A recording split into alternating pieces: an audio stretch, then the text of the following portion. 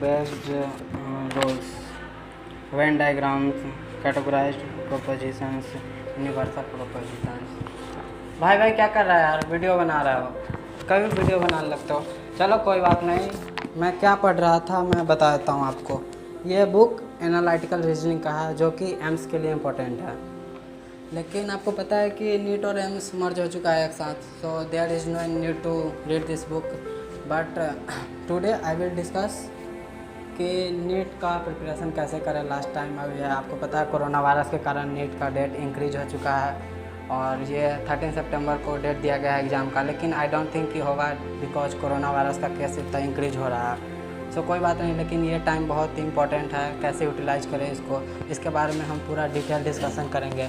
बताएंगे आपको कि कैसे इस टाइम में प्रिपरेशन करें, टाइम को कैसे यूटिलाइज करें और किस सब्जेक्ट को कितना टाइम दें, कौन से चैप्टर इंपॉर्टेंट है, मेनी थिंग्स। एंड आपको अगर शॉर्ट नोट्स चाहिए वगैरह कुछ भी, तो फार्मूला का कुछ भी नोट्स तो मैं आपको प्रोवाइड करूँगा। डीएम करें मुझे इंस्टाग्राम पे, फेसबुक पे और क्या, और if you want my WhatsApp number then you can also take. चलिए शुरू करते हैं, चैनल सब्सक्राइब कर लीजिए नहीं तो। Thank you. चलिए डिस्कस करते हैं, पहले फिजिक्स के बारे में, केमिस्ट्री के बारे में और बायोलॉजी के बारे में डिस्कस कर लेते हैं। टाइम टेबल मतलब कितना टाइम दे किसको। तो फिजिक्स केमिस्ट्री बायोलॉजी तीनों को आप, फिजिक्स केमिस्ट्री को आप 3 आवर्स दे सकते हैं और बायोलॉजी को 4 आवर्स। एटलीस्ट मैं बता रहा हूँ इतना तो आपको देना पड़ेगा। फिजिक्स में आप 3 आवर्स दो, केमिस्ट्री में 3 आवर्स दो और बायो में 4 आवर्स दो, 4 घंटे। तो कैसे कैसे करना है फिजिक्स में, कैसे प्रिपरेशन करना है, क्या करना है अभी, क्योंकि अभी टाइम कम है। तो अभी मैं वही बताऊँगा जो इम्पोर्टेंट चैप्टर्स है, जो ज़्यादा वेटेज रखता है एग्ज़ाम में, नीट के एग्ज़ाम में, वही उसी चैप्टर को आप अभी रिवीजन कीजिए, क्योंकि इतना टाइम में हम पूरे सिलेबस को रिवाइज नहीं कर सकते हैं थॉरली अच्छे से। तो मैं बताता हूँ फिजिक्स का इम्पोर्टेंट चैप्टर कौन कौन है। फिजिक्स में जैसे कि रोटेशन और सर्कुलर। रोटेशन से 3 या 4 क्वेश्चन आ ही जाते हैं, एटलीस्ट 3 क्वेश्चन तो आ ही जाते हैं हर साल। रोटेशन इंपॉर्टेंट है, उसके साथ सर्कुलर भी आप पढ़ सकते हैं, उसके फार्मूले देख सकते हैं। ज़्यादा टाइम मत दीजिएगा इसमें, सर्कुलर में। फिर ग्रेविटेशन है, वो भी फार्मूला बेस्ड है, उसको भी आप पढ़ सकते हैं। फार्मूला बेस्ड क्वेश्चन ज़्यादा आते हैं नीट एग्ज़ाम में। और ये है 11 से, और हीट एंड थर्मोडाइनमिक्स है, वो भी इम्पोर्टेंट है, उसका फार्मूला। फिर है फ्लूइड मैकेनिक्स, वो भी इम्पोर्टेंट है। और ये जो है एनएलएम वगैरह वो मत, उसमें ज़्यादा टाइम मत दो, क्योंकि एनएलएम वगैरह में क्या है ना कि ज़्यादा क्वेश्चंस, नंबर ऑफ़ क्वेश्चंस ज़्यादा हैं और उसके वेटेज कम है। उससे अच्छा फ्लूइड मैकेनिक्स में ज़्यादा ध्यान दो दोनों का। उससे फ्लूइड मैकेनिक्स अगर आप पढ़ोगे तो उससे एनएलएम के क्वेश्चंस भी सॉल्व हो जाएंगे, क्योंकि दोनों मैकेनिक्स से ही रिलेटेड है, मैकेनिक्स ही दोनों। और 12th की बात करें फिजिक्स में, तो 12th में जैसे कि है EMI है, AC है, इससे डायरेक्ट फार्मूला बेस्ड क्वेश्चंस आते हैं। करंट इलेक्ट्रिसिटी है, इससे भी आते हैं क्वेश्चंस, आ ही जाते हैं। वेव ऑप्टिक्स, रे ऑप्टिक्स, ये दोनों भी इम्पोर्टेंट है। यह सब ऐसा है ना कि इजी चैप्टर है और फार्मूला बेस्ड है, तो क्वेश्चन आते हैं और आपको सॉल्व करने में ज़्यादा प्रॉब्लम भी नहीं होगी, टाइम भी नहीं लगेगा, क्योंकि अगर आपको फार्मूला याद है तो फिर आप थॉरली कर सकते हैं अच्छे से। फिर हो गया, बात करते हैं मॉडर्न फिजिक्स की। तो मॉडर्न फिजिक्स में क्या है ना कि वो लेंदी चैप्टर, मतलब टाइम ज़्यादा लगने वाला है, तो उसमें आप क्या कर सकते हैं, उसमें भी आप फार्मूला देख सकते हैं, प्रैक्टिस कर सकते हैं, लेकिन ज़्यादा टाइम आप मत दो मॉडर्न फिजिक्स में, दो लेकिन उतना मत दो। फार्मूला बेस्ड चैप्टर्स का ज़्यादा टाइम दो, जो मैंने चैप्टर बताया उस पर ज़्यादा फोकस करो और फार्मूला पे ज़्यादा फोकस करो, क्योंकि नीट में डायरेक्ट क्वेश्चन आते हैं फार्मूला बेस्ड, वो कंसेप्ट वाला क्वेश्चंस कम आते हैं। वो एम्स में आते थे, लेकिन पता है कि आपको एम्स मर्ज हो चुका है नीट के साथ। हो सकता है थोड़ा क्वेश्चन का लेवल अप हो, लेकिन उतना भी नहीं होगा, एम्स के लेवल का नहीं आएगा, विश्वास रखो आप। तो ये हो गया फिजिक्स के बारे में। और आप इसके लिए 3 आवर्स दोगे, जिसमें 1 आवर रिवीजन करोगे नोट्स और फार्मूला का, बाकी 2 आवर्स आप क्वेश्चन प्रैक्टिस करोगे। ज़्यादा क्वेश्चन प्रैक्टिस आप NCERT रिलेटेड बुक से करो, NCERT का क्वेश्चन बेस्ड सॉल्व करो, ज़्यादा इधर उधर भागने से कोई फ़ायदा नहीं है, ठीक है। तो फिज़िक्स के बारे में इतना ही है। अगर आपको और कुछ जानना है फिज़िक्स के बारे में, कोई डाउट है, तो आप मुझे DM कर सकते हैं। अब डिस्कस करते हैं हम केमिस्ट्री के बारे में। तो केमिस्ट्री का ये है कि केमिस्ट्री में तो 3 है, ऑर्गेनिक, इनऑर्गेनिक और फिजिकल। वेटेज तो तीनों इक्वल ही रखते हैं, 10-15 क्वेश्चन। तो डिस्कस करते हैं ऑर्गेनिक केमिस्ट्री के बारे में। ऑर्गेनिक केमिस्ट्री में क्या है ना कि आपको रिएजेंट अगर याद है तो क्वेश्चन आप सॉल्व कर पाओगे इजीली। तो रिएजेंट पे फोकस करें। रिएजेंट आपको तो डायरेक्ट याद होना ही होना चाहिए, क्योंकि रिएजेंट ही बेस्ट मेन है उसका ऑर्गेनिक केमिस्ट्री का। और ऑर्गेनिक केमिस्ट्री में प्रैक्टिस है तो आपसे सॉल्व होगा, बिना प्रैक्टिस का तो होगा ही नहीं, क्योंकि इसमें जल्दी भूल जाते हैं हम, रिएजेंट जल्दी भूल जाते हैं। तो नंबर ऑफ़ क्वेश्चन प्रैक्टिस ज़्यादा करो आप, सही रहेगा। इनऑर्गेनिक का क्या है, इनऑर्गेनिक में जो है आप मतलब आप चैप्टर इंपॉर्टेंट जो है कॉम्प्लेक्स कंपाउंड हो गया, पी ब्लॉक हो गया और मेटलर्जी हो गया, ये ज़्यादा इम्पोर्टेंट। कॉम्प्लेक्स तो बहुत ज़्यादा इंपॉर्टेंट है, कॉम्प्लेक्स कंपाउंड उसको तो आप पढ़ोगे, उससे 3-4 क्वेश्चन आना तो आना फिक्स है। और पी ब्लॉक भी उतना ही इम्पोर्टेंट है। पी ब्लॉक लंबा चैप्टर है, इसलिए उतना इम्पोर्टेंट रखता है पी ब्लॉक। और मेटलर्जी भी है, रटने वाला है मेटलर्जी, तो आप थोड़ा रट भी लो, क्योंकि नीट में क्या होता है ना कि रटने वाला क्वेश्चंस ज़्यादा आता है। तो इस टाइप से आप मैनेज करो टाइम को। और कॉम्प्लेक्स कंपाउंड का ज़्यादा वेटेज है, इसलिए मैंने बोला। और सब चैप्टर है उस पर थोड़ा कम ध्यान दो, लेकिन जो मैंने 3 चैप्टर बताया, 3 टॉपिक, उस पर आप ज़्यादा फोकस करो।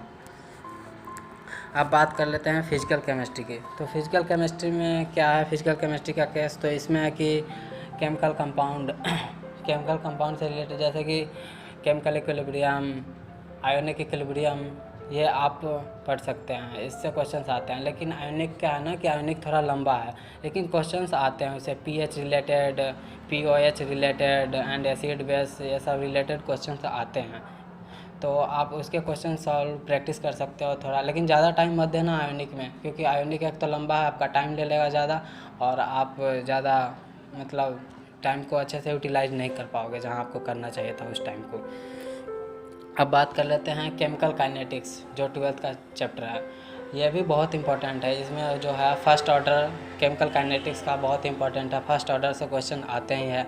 0 ऑर्डर और फर्स्ट ऑर्डर इंपॉर्टेंट है इसका, इससे आप क्वेश्चन प्रैक्टिस कर लेना अच्छे से इसका। और मतलब इसमें है ना क्या कि फर्स्ट ऑर्डर ज़्यादा इंपॉर्टेंट रखता है। मैंने 2-3 साल में नोटिस किया है कि इससे 2-3 साल क्या, पिछले 10-15 साल से इसे क्वेश्चंस आ ही रहे हैं, ऑल ईयर आते हैं।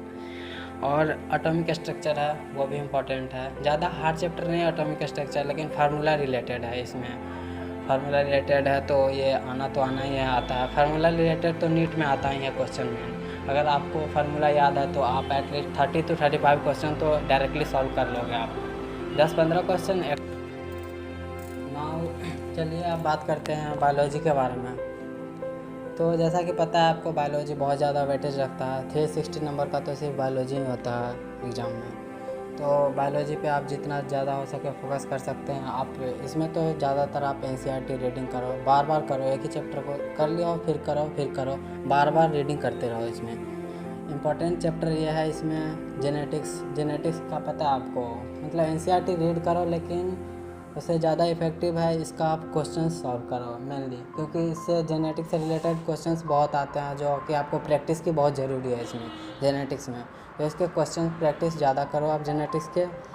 और बात कर लेते हैं फिर इम्पॉर्टेंट टॉपिक का, तो वो है इकोलॉजी भी बहुत वेटेज रखता है एग्ज़ाम में। इकोलॉजी का भी आप क्वेश्चन प्रैक्टिस करो, और जितना ज़्यादा हो सके इसमें NCERT रीडिंग ज़्यादा करो। क्वेश्चन प्रैक्टिस से ज़्यादा इफेक्टिव है NCERT रीडिंग। बार बार करो NCERT का चैप्टर का इसका रिवीजन, रीडिंग लगा बार बार इकोलॉजी में। और जेनेटिक्स में आपको क्वेश्चन प्रैक्टिस करना चाहिए। और बात कर लेते हैं बायोटेक्नोलॉजी की। तो इसमें भी आपको, इसमें क्या है ना कि आपको रीडिंग तो करना ही है, लेकिन इसमें साथ साथ क्वेश्चन प्रैक्टिस की भी ज़रूरत है। उतना है जितना आप रीडिंग करते हो, क्वेश्चन प्रैक्टिस कर लो, फिर रीडिंग करो, फिर क्वेश्चन प्रैक्टिस, बस यही इंपॉर्टेंट है। इवोल्यूशन का भी वही कहानी है, तो इवोल्यूशन भी इतना इम्पोर्टेंट है। इसमें genetics, ecology, biotech, evolution 12th के तो इतना ही इम्पोर्टेंट है, जो ज़्यादा क्वेश्चन आते हैं एग्जाम में। बाकी सब तो है, बायोलॉजी में आप स्किप नहीं कर सकते हो, पता ही आपको बायोलॉजी कितना वेटेज रखता है। और 11th की बात कर लेते हैं। तो 11th में है एनिमल फिजियोलॉजी में क्या है कि आप इसका आप NCERT ही से फोकस करो, और रीडिंग जितना हो सके उतना लगाओ। दिन में हो सके तो 2 बार एक चैप्टर का रीडिंग लगा लो, रीडिंग लगाने से बहुत इफ़ेक्टिव होता है, आपको ये याद होने लगता है। जितना बार आप रीडिंग लगाओगे कुछ नया चीज़ एक्सट्रैक्ट करके आएगा, फिर आप उसको समझोगे, तो ज़्यादा फ़ायदा है आप रीडिंग ज़्यादा लगाओ। फिर प्लांट फिजियोलॉजी की बात कर लेते हैं, तो उसमें इम्पॉर्टेंट चैप्टर है respiration, photosynthesis, plant anatomy, plant morphology. ये जो चारों चैप्टर है ये बहुत वेटेज रखता है। Respiration, photosynthesis, plant anatomy and plant morphology. Plant morphology से तो एग्जांपल्स आते ही आते हैं हर साल, फ्लावर्स के एग्जांपल्स, डिफरेंट टाइप से एग्जांपल्स, उसके रिलेटेड, उसके मॉर्फोलॉजी से रिलेटेड बहुत सारे क्वेश्चंस आते हैं, तो ये इम्पोर्टेंट रखता है। और इसकी बात कर लेते हैं एनुअल फिजियोलॉजी में, तो आप एनुअल फिजियोलॉजी में तो बताया मैंने कि आप रीडिंग कर सकते हो, रीडिंग करो इसमें, और समझने वाली ज़्यादा कुछ है नहीं इसमें, जितना रीडिंग करोगे उतना आपको समझ में आ जाएगा, बस यही है। एग्जांपल्स बहुत इंपॉर्टेंट है, एनसीईआरटी के एग्जांपल्स एक भी स्किप मत करो आप, एग्जांपल्स तो पक्का है कि पक्का आप रट के ही जाओ एग्ज़ाम में। और क्या बताऊँ, ऐसे ही प्रैक्टिस करते रहो, और बायोलॉजी को बहुत ज़्यादा टाइम दो। 4th आवर मैंने मिनिमम बताया, लेकिन आप इसको 5-6 घंटे आप दे सकते हो, आराम से दे सकते हो, बस ऐसे ही देते रहो। पक्का आप इतना फॉलो करो, एग्ज़ाम अच्छा जाएगा। अगर आपको कोई नोट्स चाहिए या कुछ डाउट हो या कुछ क्या बोलते हैं फार्मूला का कुछ चाहिए, तो आप मेरे को DM करो डायरेक्ट, मैं आपको प्रोवाइड करूँगा। और थैंक यू, मेरे साथ कनेक्टेड रहे हमेशा ऐसे ही। और मैं बीच में पढ़ रहा था, तो ये मेरा भाई वो जो है वो वीडियो बना रहा है, वही वीडियो बनाने लगा तो मैंने बता दिया।